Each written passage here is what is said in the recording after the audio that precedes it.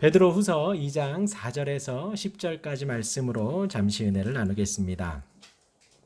베드로후서는 이제 하나님께서 이단 사상들 또 교회에 들어온 그런 어떤 성경을 사사로이 푸는 자들에 대해서 경계하고 조심하도록 베드로가 기록을 했습니다.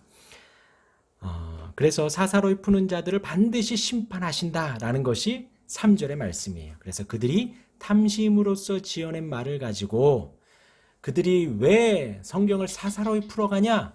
탐심 때문에 사사로이 풀어간다는 거예요. 너희로 이득을 삼으니, 이게 이제 상거래상의 용어라 그랬습니다. 그래서 무엇인가 주고 사는 거예요. 그들의 그 사사로이 푸는 것을 가지고 이득을 삼는다는 거예요. 그들의 심판은 예적부터 지체하지 아니하며 그들의 멸망은 잠들지 아니하였다. 그러니까 심판과 멸망에 대해서 지금 지체한다. 심판이라는 단어를 지금 지체하고 있다라고 표현을 하고 멸망이라는 단어로 잠들었다라는 표현을 쓰는 거예요. 그러니까 지금 듣는 이들에게 하여금 이 심판과 멸망이 반드시 온다는 것을 강조하기 위해서 이런 지체하지 않는다. 심판이 빠르게 온다는 거예요. 그리고 멸망은 반드시 온다는 거예요. 잠들지 않고 없어지지 않고 반드시 온다는 겁니다. 심판과 멸망은 반드시 있다라는 것을 말씀을 드렸습니다. 하나님은 우리를 사랑하시는 은혜의 하나님이십니다. 우리를 용납해 주시고 죄 많은 우리의 인생을 구원해 주신 은혜가 충만하신 하나님이세요. 우리의 아버지가 되십니다. 그러나 또 한편으로는 믿지 않는 자들, 하나님을 거절하고 거역하고 말씀을 사사로이 풀어가는 탐심이 가득한 사기꾼인 그들에게는 반드시 심판과 멸망이 있는 무서운 하나님이시다라는 거예요. 그래서 우리 마음 안에도 하나님을 사랑하는, 우리를 용납해 주시고 사랑해 주시는 너무나도 좋으신 하나님이시면서 반드시 심판하시는 아주 우리가 경외하는 하나님으로 우리가 알아야 합니다. 그리고 이어서 4절, 5절, 6절의 말씀을 가지고 하나님이 범죄한 천사들을 용서하지 아니하시고 천사들에 대한 말씀, 천사들을 용서하지 않았다. 그리고 또 5절에도 옛 세상을 용서하지 아니하시고 그러면서 노아와 7 식구들이 구원받고 그들 외에는 나머지는 다 멸망받은 사건을 또 기록을 하고 있고요. 또 6절 말씀은 소돔과 고모라 성을 멸망하시면서 남은 롯을 구원하신 그 말씀을 기록을 하고 있습니다. 먼저 이제 4절의 말씀을 보면 범죄한 천사들을 용서하지 아니하셨다라고 합니다. 그래서 범죄한 천사들은 이제 유다서 1장 6절과 7절에 보면요. 잠깐 읽어드릴게요.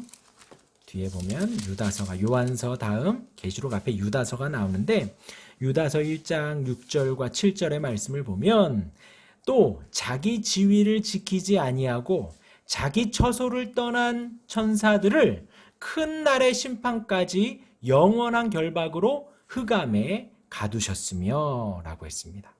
그러니까 여기에서 나온 천사가 베드로가 기록한 천사와 같은 용어입니다. 그래서 우리 베드로 후서에는 하나님이 범죄한 천사들을 용서하지 않았다. 그리고 오늘 유다서 1장 6절에는 자기 지위를 지키지 않고 자기 처소를 떠난 천사들이라고 나와요. 그러니까 정경에는 이 범죄한 천사들의 어떠한 구체적인 내용이 나오지는 않습니다. 그러나 이제 외경의 에녹서에 보면은 참고만 할 것을 보면요.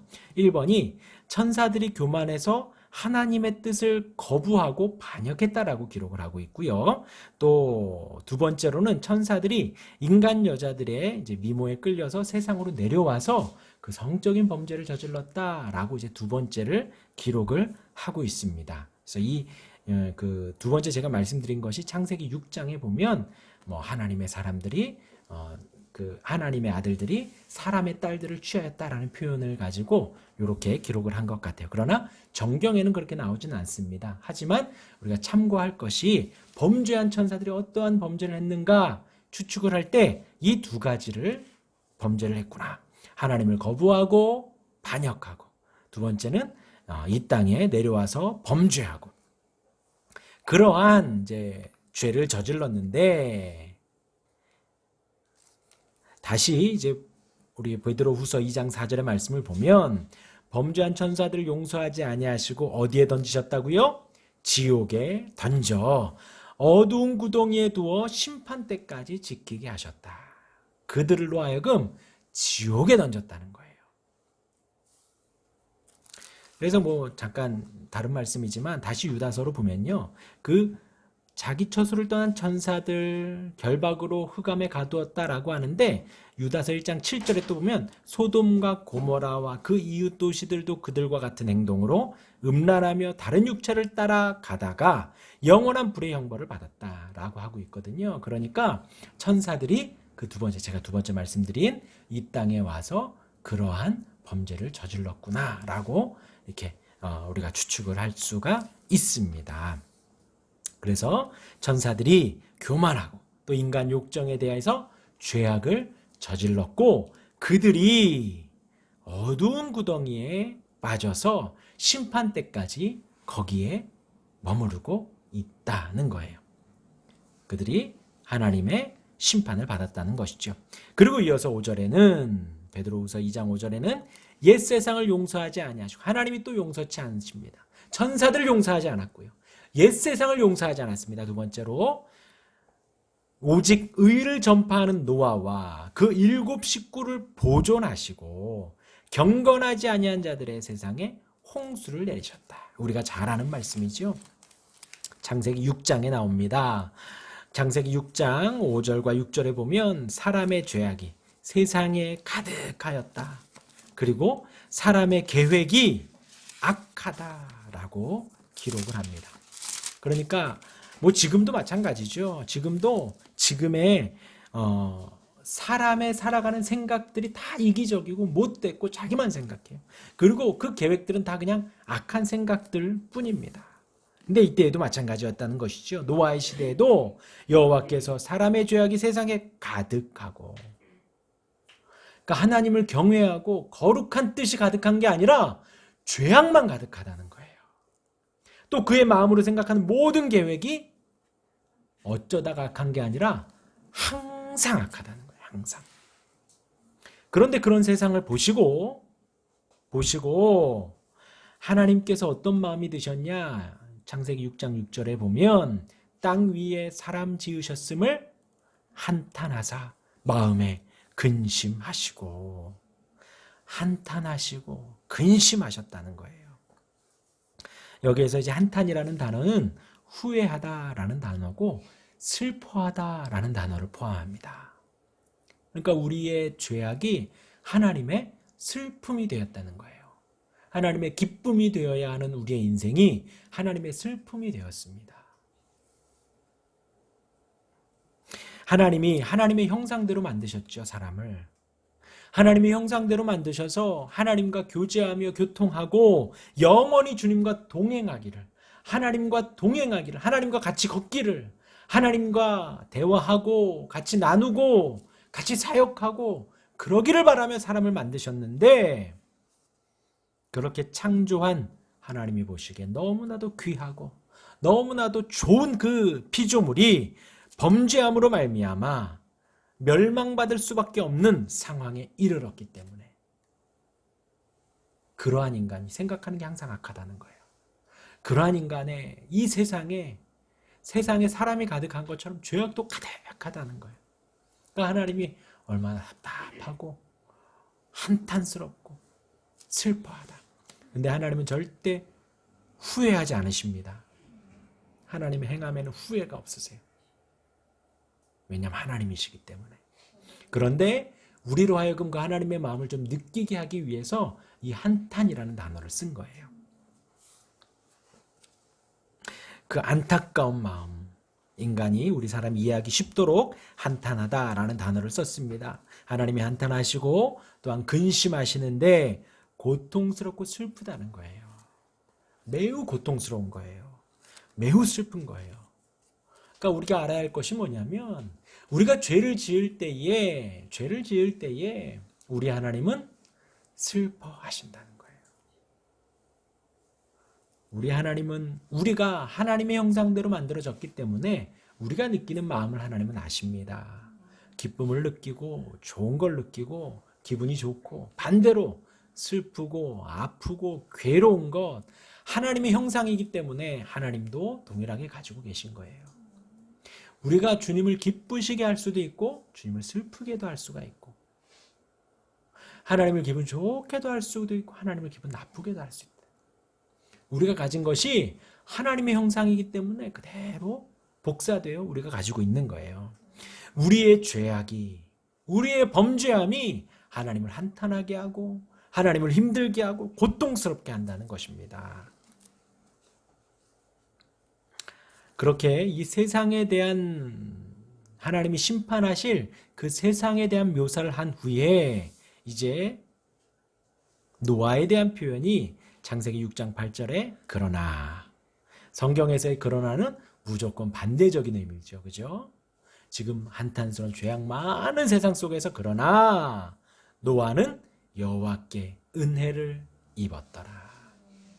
그러니까 그 다음 말씀이 9절에 노아의 족본이라 노아는 의인이요 당대의 완전한 자라. 노아가 그냥 혼자서 의인이 되고 완전한 자가 아니라는 것입니다. 이제 8절에 은혜를 입은 노아가 당대의 완전하고 은혜를 입은 노아가 당대의 의인이다라는 것입니다. 이 죄악 많은 세상 속에서 구원을 받을 수 있는 유일한 길은 하나님으로부터 은혜를 받는 거예요. 주님이 은혜를 주셔야 우리가 구원을 받을 수 있고 주님의 은혜가 있어야 우리가 이 죄악 많은 세상에서 건진받을 수 있고 구별되어 살아갈 수가 있다는 것이에요.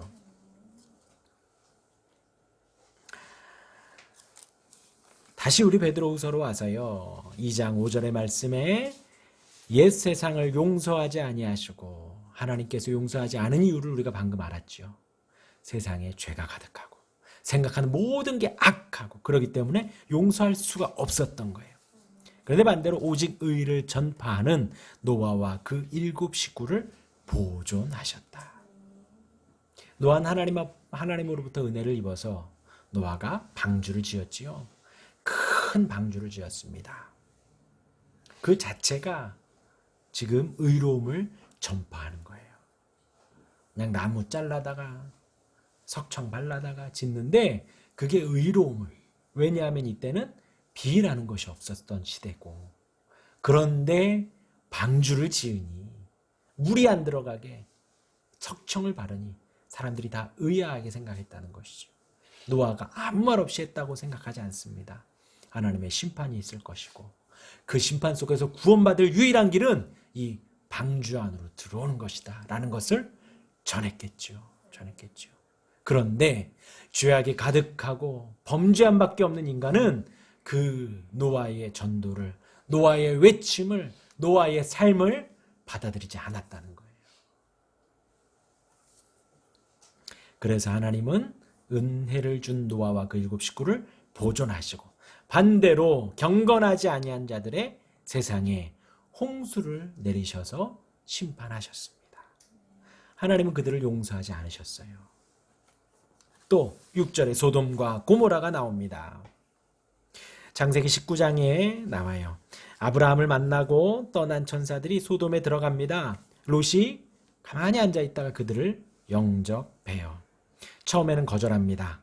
그런데 롯이 간청하여서 롯의 집에 그들이 들어옵니다. 근데 이제 19장에 보면은 롯은 무교병을 구워서 대접했다 그래요. 무교병은 다른 이스트가 들어가지 않은 거예요. 아주 담백하고 뭐 그냥 우리말로 하면 맛이 없는 그냥 그런 떡입니다. 그것만으로 대접을 했다는 거예요. 그러니까 18장에서 아브라함이 그 천사들을 대접할 때에는 풍성한 떡과 우유와 기름진 음식으로 대접했다는 거예요. 아브라함은. 근데 롯은 그렇지 않았다는 거죠. 아브라함은 그랬는데 롯은 그렇지 않았습니다. 그러니까 아브라함에 비해서 롯이 믿음이 더 적다는 거예요. 그러나 이제 제가 이 말씀을 드린 것은 이제 후에 나와요. 그런데 소돔 사람들의 죄악이 어떠했냐? 그 롯의 집에 들어간 사람들을 찾아서 온 거예요. 원근각처에서 사람들이 남녀노소 할 것 없이 다 몰려들었습니다. 그러면서 창세기 19장 5절에 보면 우리가 그를 상관하리라. 빨리 내놓으라는 거예요. 빨리 내놓으라는 거예요. 그러니까 19장 8절에 롯이 나에게는 두 딸이 있으니 이를 데려가서 괴롭혀라. 그런데 우리 집에 손님으로 온 이 두 사람은 건들지 말아라 라고 롯이 그들을 막지만 그 사람들은 롯을 밀치고 문을 부수고 들어가려고 했다라고 창세기가 기록을 합니다. 그러니 이제 더 이상 놔두면 안 되니까 그 하나님이 그들의 눈을 어둡게 하여서 롯을 구원하십니다. 지금 이 상황을 볼 때에 그 소돔과 고모라 성이 얼마나 악한지 아시겠죠? 얼마나 악한지. 낯선 사람이 들어가는 것을 보고 사람들이 막 몰리는 거예요. 얼마 전에 여기에 개미가 들어왔었습니다. 끝이 없더라고요.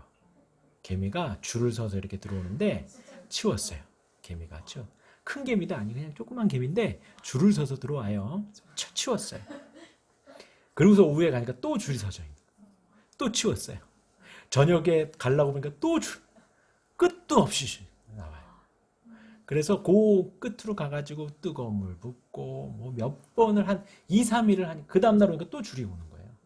2, 3일을 그 개미를 치우는데 쉽게 안 끊기더라고요. 개미줄이. 근데 이때 당시에 소돔성에 롯의 집으로 온 사람들이 이러하지 않았을까? 이들의 양심은 이미 화인 맞아가지고 전혀 그런 개념이 없는 거예요. 전혀 그런 개념이 없는 거예요. 그만큼 악하기 때문에 하나님이 이 소돔성은 불로 심판을 한다는 거죠. 낯선 사람들을 갖다가 그죠? 그나마 좀 양심이 있다면 한 이틀 지나고 좀 이렇게 만나고 사귀고 그렇게 어떻게 하려고 하겠지요. 근데 온 그날 들어가는 걸 본 그 즉시에 원근각주의 사람들이 남녀노소 다 모였다는 거예요. 그 들어간 천사를 괴롭히기 위해서. 그러니까 롯을 밀치고 문을 막 뚫으려고 하니까 하나님이 어쩔 수 없이 기적적인 방법으로 그들의 눈을 어둡게 하여서 문을 못 찾게 한 거예요. 그렇게 악한 그 세상에 소돔과 우리 베드로후서에 와서요. 소돔과 고모라 성을 멸망하기로 정하여 무엇이 되게 했다? 죄가 되게 했다. 그러면서 후세에 경건하지 아니할 자들에게 본을 삼으셨다는 거예요. 본을 삼으셨다. 악한 그들은 하나님이 분명히 심판하신다. 벌을 주신다는 거예요. 7절에 무법한 자들의 음란한 행실로 말미암아. 그렇죠? 여기에도 그 음란이 나옵니다. 고통당하는 의로운 롯을 건지셨으니. 그러니까 지금 베드로는 롯을 갖다가 의로운 롯이라 하였습니다. 그런데 아까 그 창세기에는 롯은 무교병으로 대접을 했고 아브라함은 이제 기름진 것과 풍성한 것으로 대접을 했습니다. 그러니까 아브라함에 비하면 롯은 그렇게 경건하지 않지만 이 소돔 성 안에 있는 다른 사람들에 비하면 롯은 매우 위로운 거예요. 적어도 기본적인 개념은 있으니까요. 이게 악하구나. 이게 선하구나. 이러면 안 되는구나 라는 것은 마음에 있어. 그것을 지금 지키려는 그 의로운 롯을 주님이 건져주셨다는 것입니다. 우리가 이 땅에서 구원받는 것, 죄악된 세상에서 구원받는 유일한 길은 주님이 은혜를 주셔야 하는 거예요. 주님이 은혜를 주셔야 우리가 구원을 받습니다. 이 죄악된 세상 속에서 정말 돌이키면 거짓말하고 살인하려고 하고 괴롭히려고 하고 어린아이들이나 나이 많은 사람들이나 남을 막 깎아내려고 하고 괴롭히려고 하고요. 마음 아프게 하고요. 그러려고 우리 사람들은 그런 악한 길로만 가려고 우리는 애초에 태어난 거예요. 그 세상 속에서 우리가 구원을 받으려면, 건짐을 받으려면 하나님의 은혜가 있어야 합니다. 그래서 오늘 의로운 롯을 건지셨으니 주님이 건지셨다는 거예요.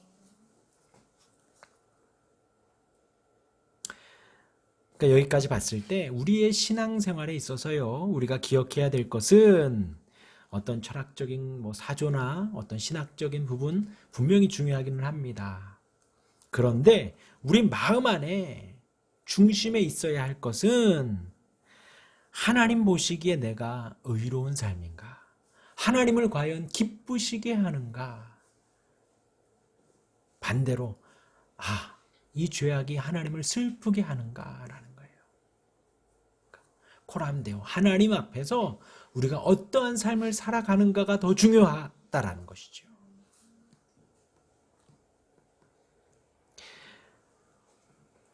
다시 넘어와서요. 2장 8절에 보면 이는 이 의인이 그들 중에 거하여 날마다 저 불법한 행실을 보고 들으므로 그 의로운 심령이 상함이라. 지금 베드로는요, 이 범죄한 천사들, 또 노아 시대의 홍수 심판, 소돔성의 그 불심판, 그들로부터 구원받은 노아와 이 롯에 대해서 말을 하는데, 이 죄악된 부분들을 말하는데 이 지금 근본은 어떠한 것이 있냐면 이단 사상에 대한 것이다라는 거예요.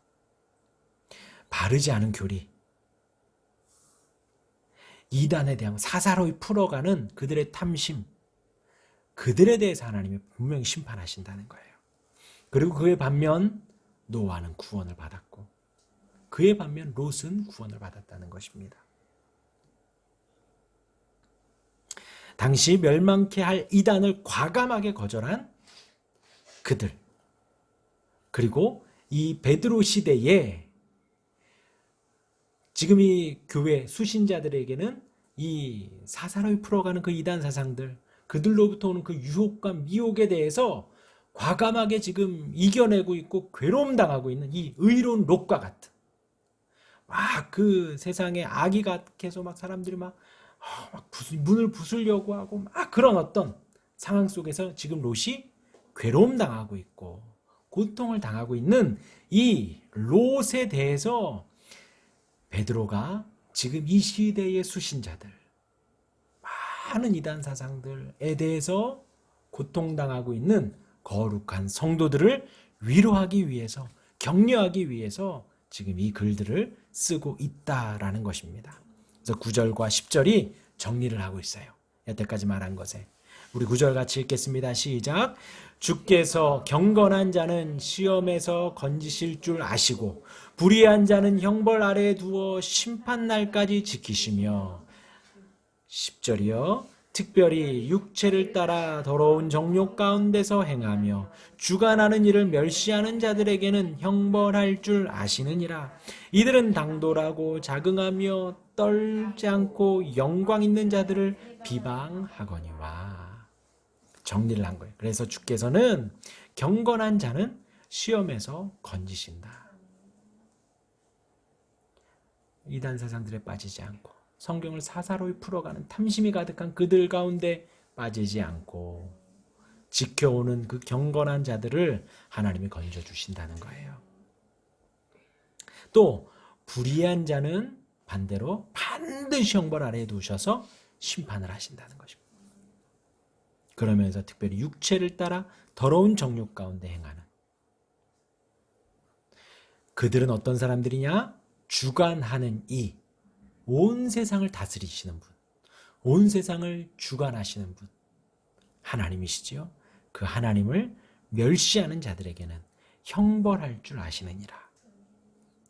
그리고 그들은 어떠냐? 당돌하고 자긍하며, 그들은 자기만, 자기 긍지에 충만해 있는 거예요. 자기만 높은 거예요. 떨지 않아요. 두려워하지 않아요. 그러면서 어떡하냐? 영광 있는 자들을 비방한다는 것입니다. 거룩하게 살아가는, 바른 교리를 찾아가고 성경을 제대로 해석하려고 하는 경건한 그들을 비방하고 욕하고 그렇다는 거예요. 근데 이때에도 베드로가 편지를 쓴 이때에도 그렇고 소돔 때도 그랬고 노아 때도 그랬고 어느 때도 그렇다라는 것입니다. 하나님 은혜 가운데 있기를 바랍니다. 건진 받으시길 바랍니다. 구원받는 저와 여러분들 우리 모두가 되길 바라고 의로운 경건한 우리가 되길 바라고요. 하나님이 말씀하시는 그 더 확실한 예언들을 우리가 굳게 붙들고 성경을 성경대로 잘 풀어가는 저와 여러분들, 이단에 빠지지 않는 하나님의 말씀에 바른 신앙을 온전히 지켜가는 우리 모두가 되기를 주님의 이름으로 축원합니다. 아멘.